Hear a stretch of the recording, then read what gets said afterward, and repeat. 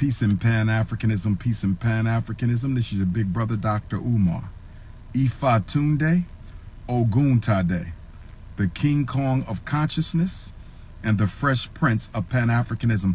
I'm coming to you live and direct on the 4th of July, 159 AE. I'm coming to you live and direct on the 4th of July, 159 AE. I'm coming to you live and direct on the 4th of July, 159 AE. AE stands for after emancipation. AE stands for after emancipation. AE stands for after emancipation. We are 159 years since the ratification of the 13th Amendment in December of 1865. You're talking to the Prince of Pan-Africanism, who was born 10 minutes away from Independence Hall, where slave masters Thomas Jefferson, enslaved masters George Washington, enslaved masters James Madison, enslaved masters Ben Franklin, slave masters declared independence from Great Britain. I was born in the city where the white power structure was created. Brothers and sisters, I want to say this, and I don't want to keep too much of your time. I'm going to say this, and I need you to hear me well. I want you to understand, and overstand me. I want you to understand and overstand and understand the Snow Bunny Boogeyman this afternoon. I have a question for my Negropeans. I have a question for my Negropeans. What are you celebrating on the 4th of July, 159 AE? I'm going to ask again. I need some answers from the Negropeans today. What are you celebrating on July the 4th, 159 after emancipation? What are you celebrating? Somebody answer this question for me. The Snow Bunny Boogeyman needs to know, what are you celebrating on July 4th, 159 years after emancipation? See, let me say this to you. One thing is for certain, two things are for sure. Slaves don't celebrate slave master freedom. Free people damn sure don't celebrate slave master freedom. Do you realize on July the 4th of 1776, our ancestors were still enslaved by these United States? They were still milling rum. They were still caning sugar. They were still searching for indigo. So why do we celebrate Thomas Jefferson's freedom from Great Britain? Why do we celebrate slave master George Washington's independence from Great Britain? Why do we celebrate Benjamin Franklin's emancipation from Great Britain when our ancestors were still their slaves? When our ancestors were still their slaves. When our ancestors were still their slaves and would remain their slaves for another for another 89 years. From 1776 to 1865 is 89 years. From 1776 to 1865 is 89 years. From 1776 to 1865 were 89 years. And for you fancy Negroes of the Pretendian Society, and for you fancy Negroes of the Pretendian Society, who may have had an ancestor who was a part of the revolutionary Maroon Village, let us not be mistaken.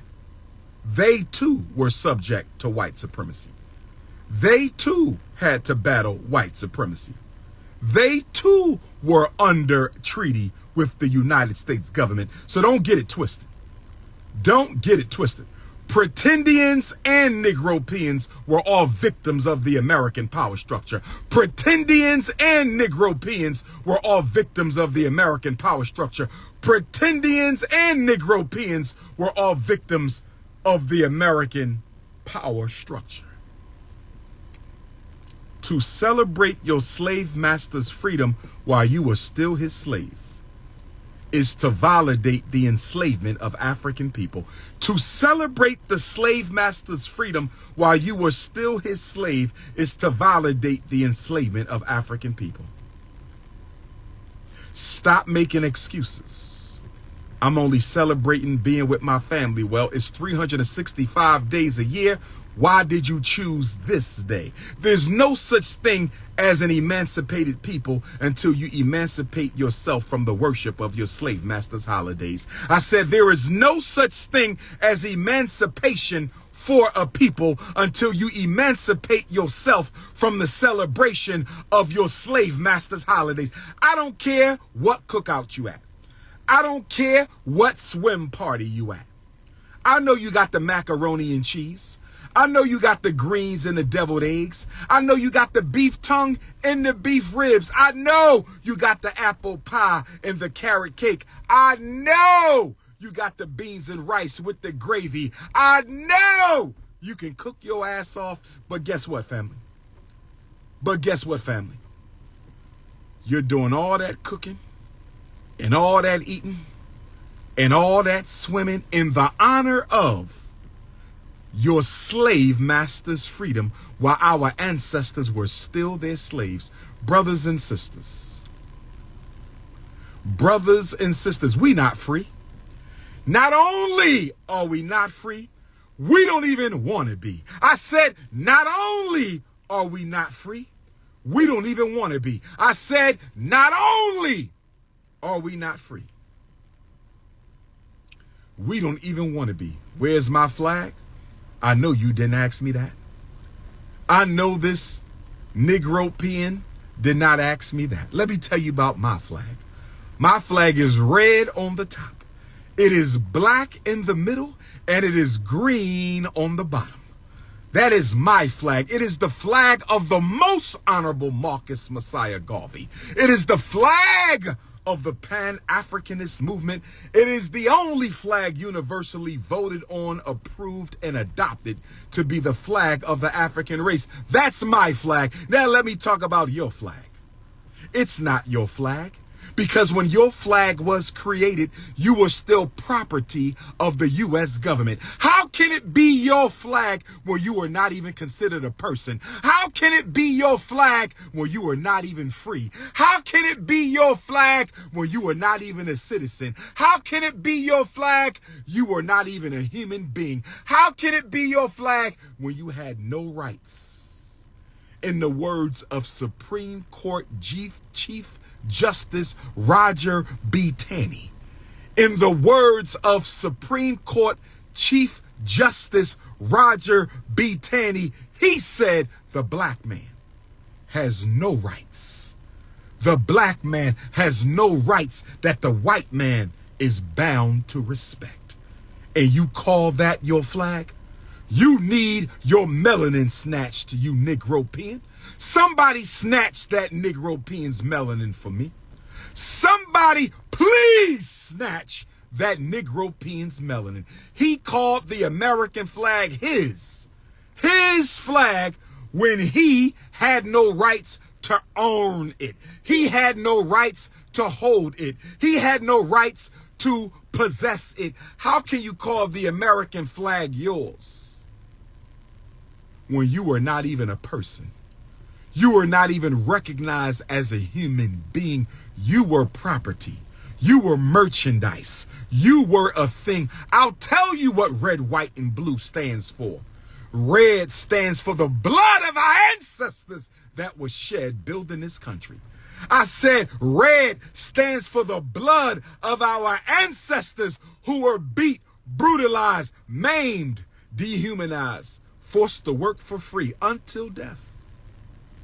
For 246 years, the blood of our ancestors, that's the red.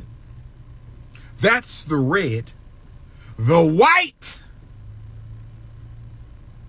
is the flesh of your owner, your slave master, your dominator, your exploiter, your dehumanizer. That's the white of your flag for my proud Negroes. And the blue is for the blue eyes of your slave master in the blue waters that brought your ancestors. I said the blue is for the blue eyes of your slave master in the blue waters that brought your ancestors to this country. Somebody said we should love America for what she is now. Well, can I ask you a question, my Negropeans? Can I ask you a question, my bunny hopping Negropeans? You said I should love America for what she is. Well, let me ask you, what exactly is she? You said that I should love America for what she is now. So I ask you, what exactly is she now? Are you any more free now than July 4th, 1776? Are you treated any more equal now than July 4th, 1776? Are the police sparing your lives any more now than the slave trackers on July 4th, 1776? If I should love America now, I must love oppression. If I should love America now, I must love slave trafficking of black children. If I love America now, I must love the lynchings and hangings of Africans in America today. If I love America now, I must love mass incarceration and miseducation. If I love America, I must love gentrification. I must love third-class citizenship. If I love America now, I must love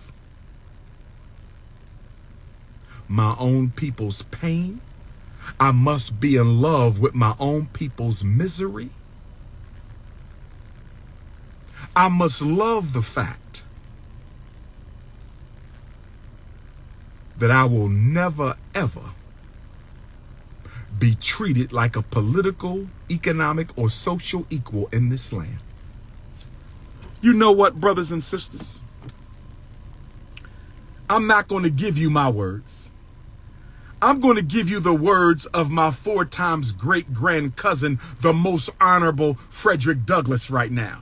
Because you do know the greatest black leader in American history is my blood cousin. You do know that the greatest black leader in American history is my 4 times great-grand blood cousin. You do know the grandparents who raised Frederick Douglass are my 6 times great-grandparents. You do know that, right? You do know that Isaac and Betsy Bailey, who raised Frederick and my grandfather Stephen, are my 6 times great-grandparents. Let me tell you what Frederick Douglass had to say on this day. See, y'all playing with the prince right now. Let me quote the greatest black leader of all time. He said, "What to the American slave is your 4th of July? I answer, a day that reveals to him more than all other days in the year the gross injustice and cruelty to which he is the constant victim. To him, your celebration is a sham, your boasted liberty an unholy license, your national greatness swelling vanity. Your sounds of rejoicing are empty and heartless. Your denunciation of tyrants, brass-fronted impudence. Your shouts of liberty and equality are nothing more than hollow mockery. Your prayers and hymns, your sermons and thanksgivings, with all your religious parade and solemnity, are to him mere bombast, fraud, deception, impiety, hypocrisy, a thin veil to cover up crimes which would disgrace a nation of savages." Let me repeat that. A thin veil to cover up crimes which would disgrace a nation of savages. I'm going to say it again. Frederick Douglass said your 4th of July is nothing more than a thin veil to cover up crimes that would disgrace a nation of savages. There is not a nation on the earth guilty of practices more shocking and bloody than are the people of these United States at this very hour. Brothers and sisters, and look what we have here. A black man and his bunny holding hands as they leave the restaurant. A black man and his bunny holding hands as they leave the restaurant. Lord have mercy. We not free. We ain't free. We don't want to be free. We don't care to be free. The average American African, the average Americanized African only wants one thing. He only wants one thing. He wants to imitate the Caucasian. He wants to be accepted by the Caucasian. I said, all y'all want to do is you want the right to imitate and participate. You don't want liberation. You want imitation privileges and validation privileges. You want imitation privileges and you want validation privileges. We could have been free a long time ago. Don't tell me we still ain't free after 159 years because of the white man. Don't you tell me that. I'm coming to you live and direct from Cherry Hill, New Jersey. I'm coming to you live and direct from Cherry Hill, New Jersey. I'm about to walk through the Cherry Hill Mall, and y'all better not start another Cherry Hill Snow Bunny crisis.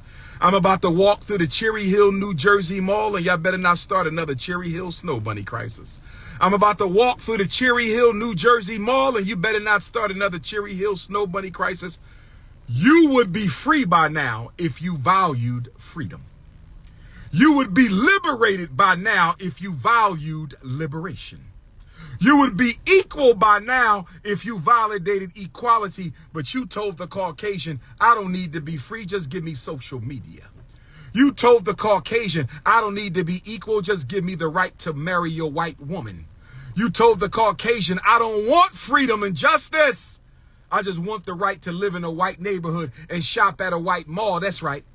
You gave up the right to human equality for economic participation. You gave up the right for human equality just to participate economically in the white man's capitalism. You are a laughing mockery of the African race, a disgrace to every ancestor who toiled on the plantation.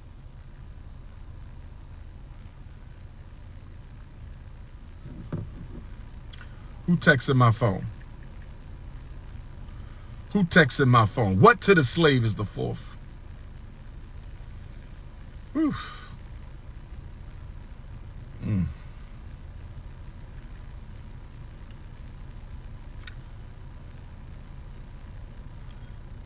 Okay. Do not tempt me, queens. I'm talking to the people. No temptations right now. No temptation. This ain't 1950. You were better off in 1950. You were in 1950. You had your own schools. In 1950, black children were still taught by black people in 1950. In 1950, you had hotels. In 1950, you had your own gas stations. In 1950, you had your own trains. What do you mean this ain't 1950? You were better off in 1950 than you were now. In 1950, we didn't let police come in our community and kill black folks and get away with it. What do you mean this ain't 1950? You think you're doing better, you're doing worse, but you can't tell because you trapped in the illusion of European materialism. You are a laughing stock of the human race and a disgrace to every African ancestor who ever suffered under the lash. Segregation didn't damage you. Integration damaged you. Repeal Loving versus Virginia, 1967. Make it illegal for the black man to bunny hop. Make it illegal for the black man to bunny hop. I want to repeal it. Supreme Court Justice Clarence Thomas, you have my permission to repeal the 1967 Loving versus Virginia bunny hop decision. Repeal it. In fact, you can bring back segregated schools. Put our kids back in those one-room schoolhouses because we learned better when we were taught by black teachers. Get us out of the snow bunny castles you call public school. Get our children out of the snow bunny castles you call public school. Bring back segregation because integration ain't working. Lord have mercy. Sister, I'm talking to the people on 4th of July. How dare you send me a picture of your Cinnabons in that beautiful purple thong? I need you to stay focused right now. Sisters, we need y'all to stay focused. The brothers can't struggle if the sisters ain't focused. The brothers can't struggle if the sisters ain't focused. The brothers can't struggle if the sisters ain't focused. This ain't the time for Cinnabons. This ain't the time for Cinnabons. This is the time for revolution. Have you signed up for my mailing list? Who's in Cherry Hill, New Jersey right now? Where my Jersey Africans at? Where my Camden, New Jersey Africans at? Where my Willingboro, New Jersey Africans at? Where my Trenton, New Jersey Africans at? Where my Montclair? Where my Newark? I'm going to see y'all Sunday, July 15th, Source of Knowledge Bookstore, Newark, New Jersey. Make sure y'all pull up. Bring your children for the free black book giveaway. Bring your children for the free black book giveaway. Bring your children for the free black book giveaway. Sunday, July the 15th, Source of Knowledge Bookstore, Newark, New Jersey, 10 to 6. King Kong will take the mic at 2. 10 to 6, King Kong will take the mic at 2. London, August 11th. Where my London Africans at? Where my Stockholm, Sweden Africans? I'm going to see you in September. Stockholm, Sweden. Oslo, Norway. Where y'all at? Pull-up season. Ifa Tunde coming back to Europe, and I ain't taking no prisoners. Where are my beautiful African European queens at? Where my beautiful African Swedish queens? My African Norway queens. My African London queens. Sunday is the 14th. Hold on, sister. Hold on. Sunday the 14th. My apologies. 10 days from today, we will be at Source of Knowledge. I got Breakfast Club on Tuesday, July 9th. Charlemagne Envy, and I will meet Sister Jess Hilarious for the first time. Charlemagne Envy, and I will meet Sister Jess Hilarious for the first time. What's happening in New York Tuesday? I'm trying to pull up on somebody on Tuesday. What we doing? What black businesses in New York City should I pull up on Tuesday after the Breakfast Club interview? What black businesses in New York City should I pull up on after the Breakfast Club interview on Tuesday? I said, what black businesses in New York City should I pull up on after the Breakfast Club interview on Tuesday? Costa Rica, July 16th and 17th. I might have to go to Jamaica for the Garvey Fest on Sunday, July the 18th. I'm trying to wait on Jamaica to let me know if I'm coming to Jamaica for Garvey Day on Sunday the 18th in Ocho Rios, or are they just going to put me on for Garvey Day next summer? I'm waiting to hear back from my good friends at Irie FM. Shout out to Irie FM in Jamaica. Dana Owens Restaurant. Where is that at? I'm pulling up on some New York City businesses after the Breakfast Club.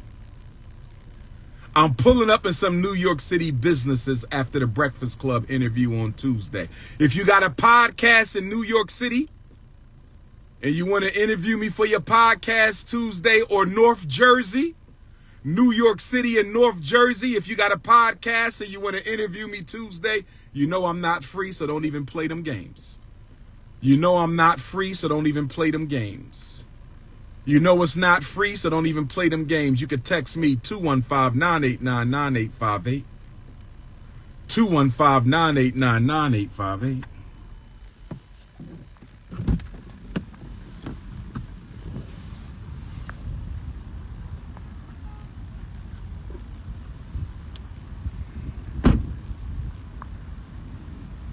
Melanin Drip, Cherry Hill, New Jersey, King Kong Consciousness, Black Queens Forever, Bunnies Never,